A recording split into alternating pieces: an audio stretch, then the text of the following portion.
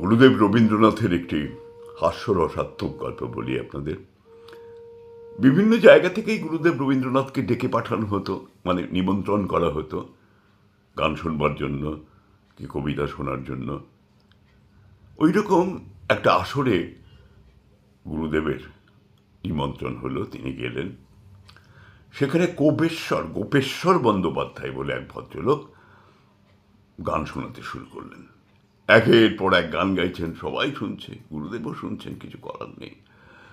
অনেকগুলো গান গেয়ে তারপরে ওই গোপেশ্বরবাবু গুরুদেব রবীন্দ্রনাথের পায়ে হাত দিয়ে প্রণাম করে চলে গেলেন। এবার সবাই মিলে কবিকে ধরলেন যে, গুরুদেব, এবার আমরা কিন্তু আপনার গান শুনব।